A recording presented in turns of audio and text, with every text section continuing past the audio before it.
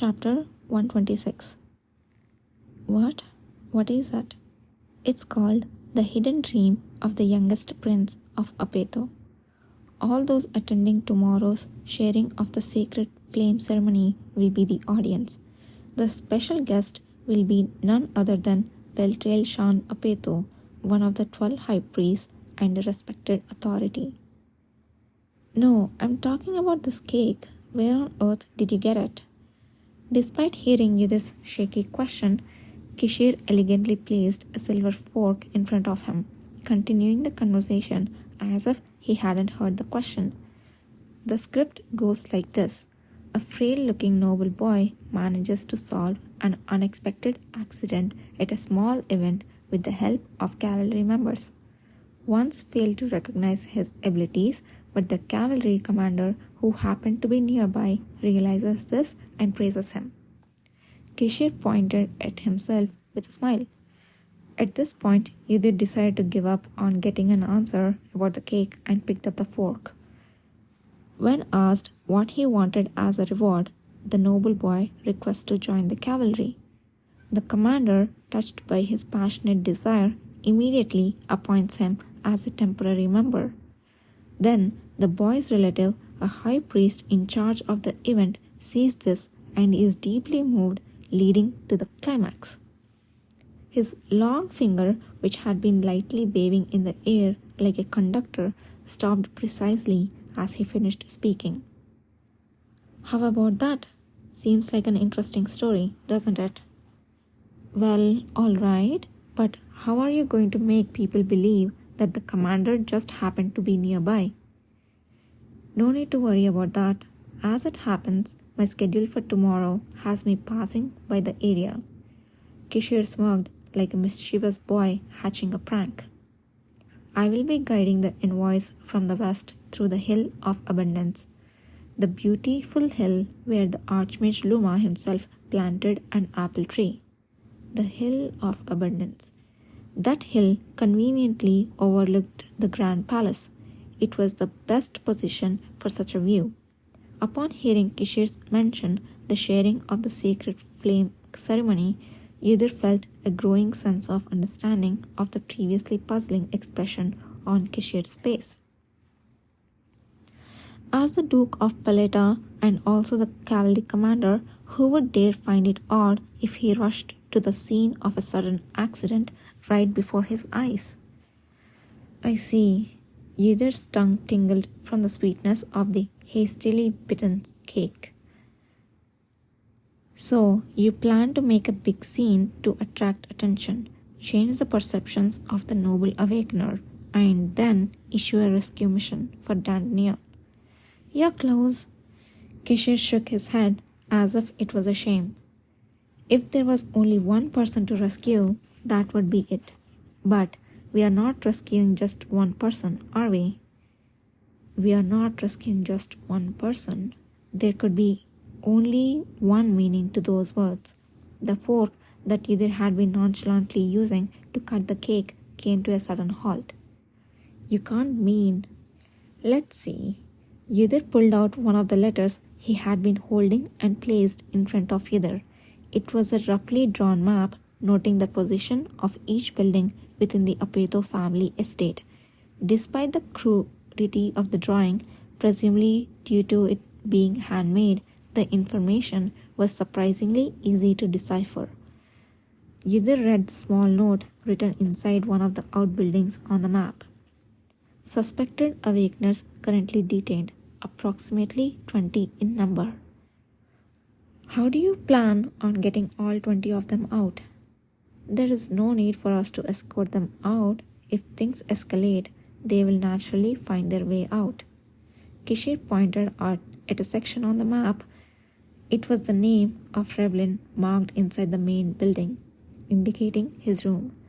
The Apetto family would prevent Revlin from joining the cavalry, but the cavalry commander has the right to protect and meet his troops above all. I plan to make a full use of that right and request to meet my temporary member, Revlin. It was a festival period. When the attention of the entire continent was focused here, No matter how powerful the Apeto family was, they couldn't easily dismiss Kishir, especially considering the amount of controversy surrounding the cavalry. And then, what do they do? While Yudhir made predictions, Kishir's finger smoothly moved across the map, leaving the main building. Would they not think that they should move them beforehand? In case I visit and discover something more troublesome and escalate the situation? His finger tracing a dotted line representing the underground passage for food storage and transport between the outbuildings. The main building and the exterior finally stopped near a forest at the edge of the vast estate owned by the Apeto family. Once they escape from the outbuildings, then it's over. Yudhir, who had been focusing on Kishir's fingertips with all his nerves, forgetting even to eat his cake, finally let out the breath he's been holding.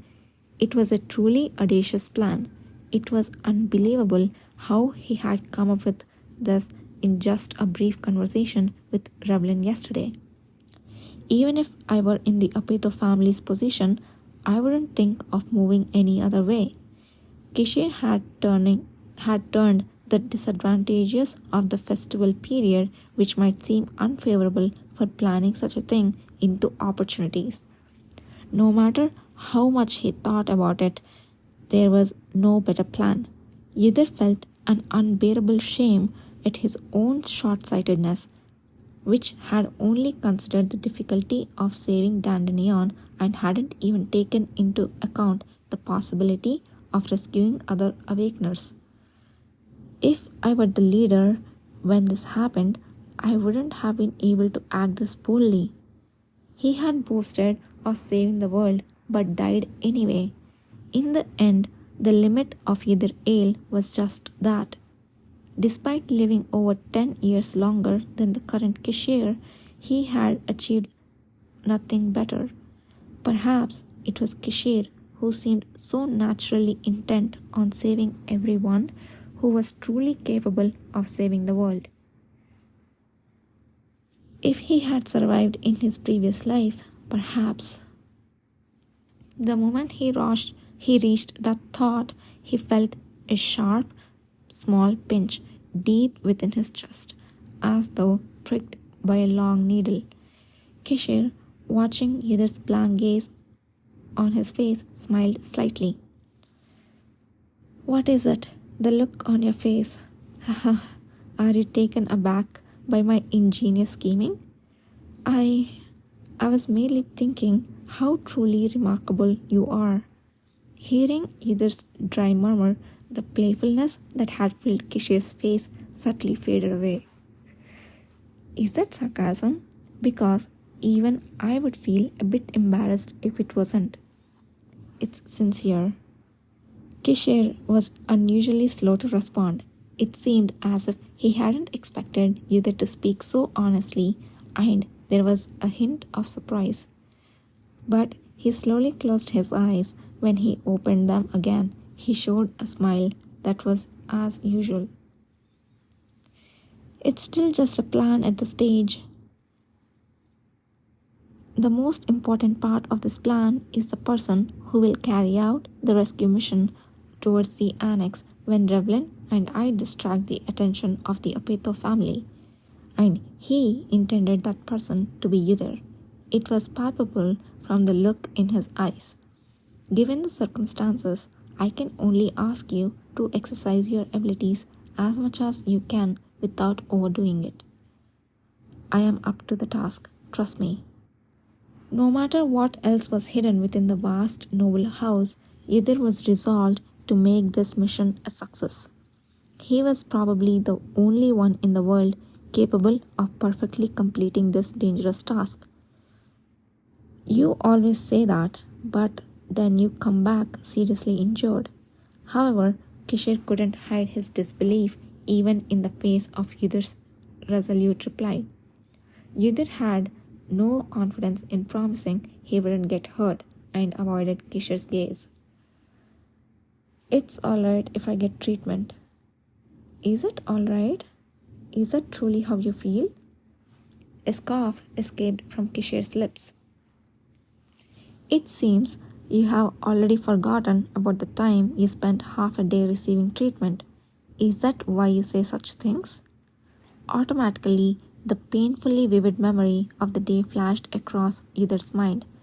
Even the mere memory of it made his shoulders feel as if they were tightening, but he strived to push the sensation to the back of his mind.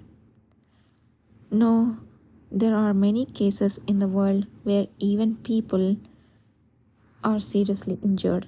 They cannot receive proper treatment. Compared to them, at least I can return and be healed by you, Commander, so it's okay. Is that a calculated statement? Pardon? Yudhir, averting his gaze, found Kishir glaring back at him with a frustrated expression that left him at a loss for words. It was an intensely unfamiliar expression that was caught off guard. What do you mean, I have calculated? Never mind, you don't need to answer. Kishir, abruptly raising his hand, opened his mouth several times as if to say something, only to close it again. An odd silence filled the space between them, a divergence from the usual atmosphere they shared.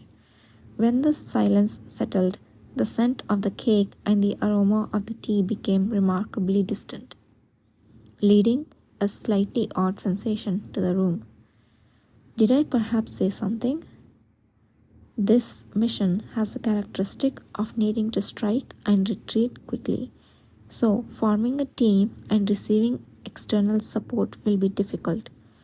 The more people we have, the harder it becomes to move swiftly, and the likelihood of being caught increases. It can't be helped. However, I will devise a plan using every possible means to minimize the paths where you have to act alone. He wanted to ask if he had said something wrong, but as soon as he opened his mouth, Kishir started explaining so quickly that he couldn't finish his thought.